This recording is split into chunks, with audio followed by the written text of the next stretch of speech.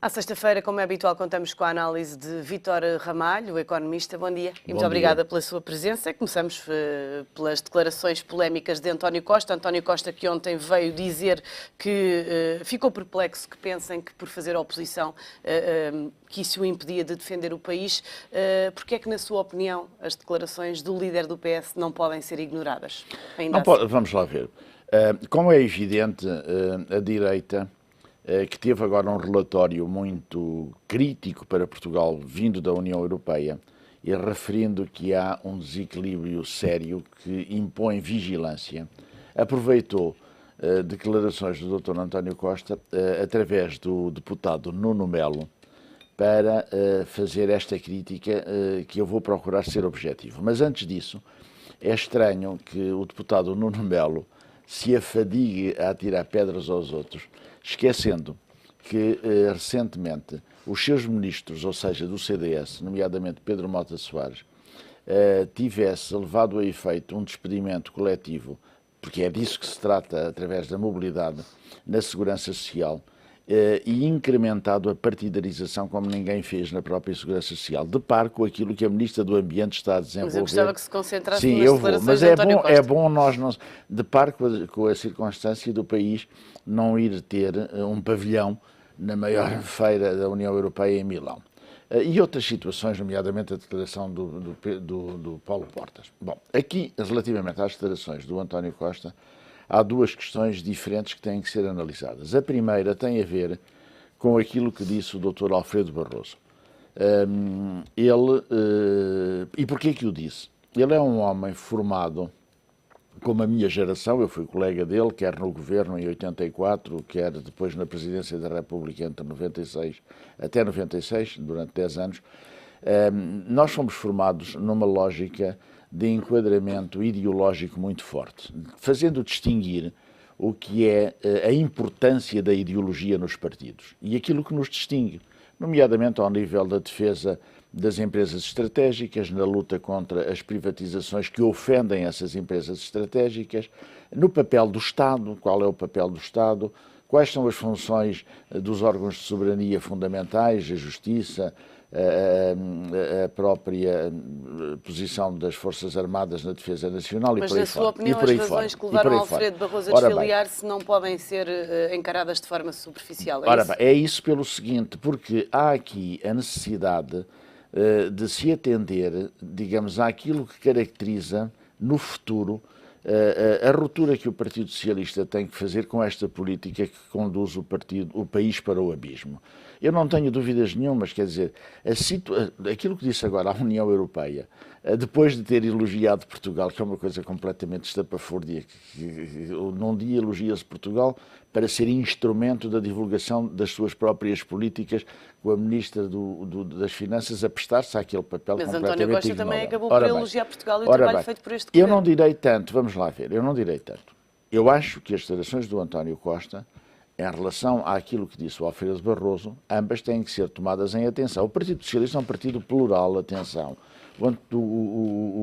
O Alfredo Barroso representa uma sensibilidade do partido, direi mais à esquerda, realmente, e nesse sentido, vendo a condução que o país está a ter para o abismo, que é disso que se trata, procurou, digamos, alertar a necessidade de haver aqui uma ponderação séria no reforço da ruptura das políticas. Mas António Costa disse, eu vou citá-lo, aos investidores estrangeiros temos que dar uma mensagem de confiança e para diminuir a confiança já chega o governo. Ele colocou-se numa postura institucional. Uma postura institucional, eu vou dizer Diz qual é o meu juízo. Discurso de sentido de Estado.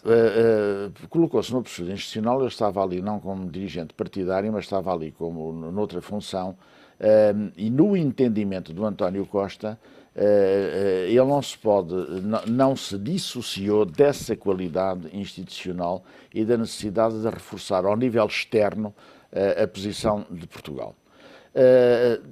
A circunstância destas declarações terem tido a repercussão que tiveram, eventualmente, pelo aproveitamento que a direita está a fazer de uma maneira inacreditável para esconder as suas próprias debilidades, poderia ter sido dito de outra maneira. Compreendo isso. Se me perguntarem então o que é que poderia ter sido dito, eu, no lugar dele, talvez olhasse para aqueles cidadãos estrangeiros que ali estavam e referisse que ele vai ser o primeiro-ministro de Portugal no futuro e falasse para o futuro. Mas como é e que como fica, encararia... como é que fica o PS que está em pré-campanha eleitoral depois destas declarações? Porque a verdade é que elas causaram incómodo no seio do PS. Vamos lá ver, fica bem pelo seguinte, só quem não sabe o que é o PS é um partido plural em que as pessoas têm liberdade de expressão. E nesse sentido, a minha avaliação é que rapidamente o Alfredo Barroso e o António Costa vão encontrar-se. Não tenho sobre isso dúvidas nenhumas, ou pelo menos falar e tirar. Esse até lá é rápido, não tenho dúvidas nenhumas. Para nós retomarmos aquilo que é absolutamente essencial, que é o futuro deste país. Não leva a mal eu estar aparentemente a desviar a atenção. Não é disso que se trata. Eu já disse o que pensava desse assunto, que o António Costa deve ter em atenção as palavras proferidas pelo Alfredo Barroso e o que elas significam, embora o Alfredo tivesse levado longe demais, afirmando que saía do partido, a sua própria posição. Mas estas declarações de António Costa colheram críticas tanto internamente como externamente. Sim. Estas declarações podem ter alguma implicação no eventual entendimento pós-legislativas se o PS for o governo? Nomeadamente à esquerda? Vamos lá ver. Não sei, pelo seguinte, eu não sou futurólogo. O que eu acho é que qualquer que seja a evolução das palavras e o debate delas, deste caso ou de outros, para mim é evidente que a direita vai ser derrotada seriamente nas próximas eleições. Não tenho sobre isso dúvida nenhuma. E que o Partido Socialista vai ser o partido maioritário, ou seja, com o maior número de votos. Mas com maioria absoluta? Isso eu não sei, porque não sou futurólogo. Mas esta realidade é evidente. Porquê? Porque neste momento a direita representa 1/3 do eleitorado do país. 1/3. Portanto, a esquerda no seu conjunto passou a ser fortissimamente maioritária, independentemente do PS ter ou não maioria absoluta. E esta realidade sociológica vai se impor. Mas para já é preciso que o país saiba qual é a proposta política do PS. Sim, vai sabê-lo, como é evidente. Bom, a proposta política do PS, se me permite, tem que se balizar naquilo que eu há pouco referi. Qual é o papel do Estado hoje em dia? Qual é o papel da afirmação de Portugal no mundo, que esta direita que está a desgovernar-nos tem conduzido ao aviltamento da própria posição de um país que tem uma diáspora fantástica, que fala a quinta língua mais falada do mundo e que se está a pôr de cócoras completamente perante a comunidade internacional e, sobretudo, perante tecnocratas estrangeiros e, sobretudo, da Troika. Repare que quem tem dignidade na defesa do seu país e que inclusivamente tem uma posição ideológica, como é o caso de Juncker, o primeiro-ministro, ex-primeiro-ministro luxemburguês e atual presidente da Comissão, ele referiu que a Troika, por vezes, para não dizer muitas vezes, avilta a dignidade dos países, é uma estrutura que não tem legitimidade democrática e não é uma pessoa qualquer. Portanto, há aqui algo que tem que ser retificado de uma forma completamente clara. Este país tem uma história de 9 séculos, de uma dimensão enorme, e nós não podemos, mesmo neste domínio daquilo que foram as afirmações do António Costa, estarmos a polarizar as prioridades do país num debate desta natureza. Estava a dizer há pouco que Alfredo Barroso e António Costa, mais cedo ou mais tarde, possivelmente mais cedo, irão encontrar-se e resolver as quesílias. Mas eu pergunto-lhe como é que fica a imagem de António Costa, secretário-geral do PS, aos olhos dos portugueses. Parece-lhe mesmo que estas declarações não vão ter influência no futuro? Olha lá, fica como uma pessoa que procurou ser sincero relativamente às afirmações que fez, independentemente da crítica. Vamos lá ver. Ele veio dizer ao país o seguinte: eu estava numa função institucional, estava perante estrangeiros. O que eu disse é real, o país está hoje diferente. No meu entendimento, esse diferente é para pior. Para alguns, para o governo, é para melhor. António Costa. Eu não sei, o que ele disse foi que está diferente. Ele não disse mais nada do que isso. E depois acrescentou-se, ler as declarações, é isso que aí está. Ora bem, portanto, a direita aproveitou, dando a ideia... Ele disse que tinha que dar uma mensagem de confiança aos investidores. Não, isso é outra coisa. Ele disse que isso seja uma coisa negativa.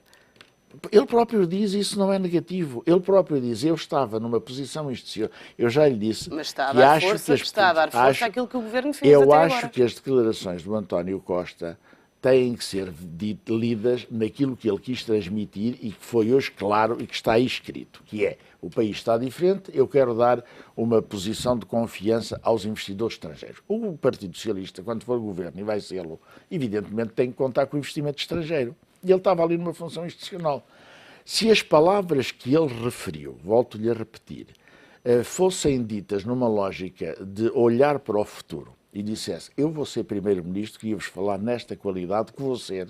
Mas a verdade é que nem nessa qualidade ele tem falado ao país, e quando fala diz uma coisa destas, que causa transtornos dentro do PS. Sabe, o senhor também criticou as declarações de António Costa ontem. Vamos lá ver, eu critiquei no sentido de tentar fazer compreender dentro do próprio partido, porque destinou-se a isso, que tem que se olhar também para a crítica à esquerda do Partido Socialista. O Partido Socialista é um partido de esquerda.